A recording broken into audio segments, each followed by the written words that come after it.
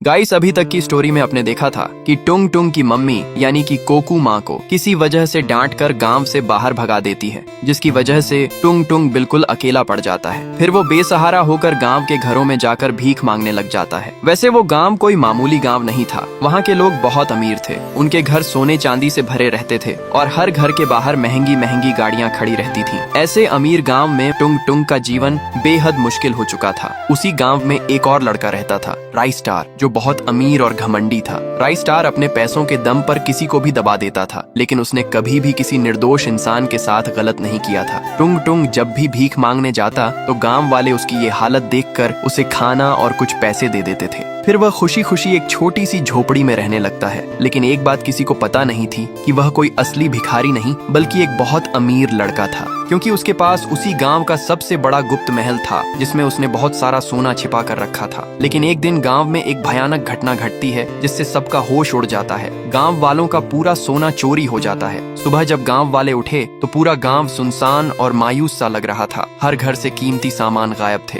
तभी राइस्टार वहां आकर चिल्लाता है कि यह काम पक्का उस भिखारी टुंग टुंग ने ही किया होगा। उसके बाद सभी गांव वाले गुस्से में आग बबूला होकर टुंग टुंग के पास चले जाते हैं और बोलते हैं कि हमने तुम्हें खाने को रोटी दी, रहने का आसरा दिया, लेकिन तुमने हमारे साथ ऐसा धोखा क्यों किया? अब तुम जैसे धोखेबाज को जीने का कोई हक नहीं है। उसके बाद सभी लोग मिलकर उसे बेरहमी से मारने लग जाते हैं। लेकिन आगे देखने से पहले गाइस, मैं एक छोटा सा क्रिएटर हूँ, इसीलिए मुझे कोई भी सपोर्ट नहीं करता है। अगर आपका दिल करे तो वीडियो को एक लाइक करके चैनल को भी सब्सक्राइब कर लो और हर बार की तरह इस बार भी अपना प्यारा सा नाम कमेंट में जरूर लिख देना। इसके बाद गुस्से में अंधा हुआ राइस्टार टुंग टुंग को हमेशा के लिए खत्म कर देता है और उसे ले जाकर गहरे पानी में फेंक देता है।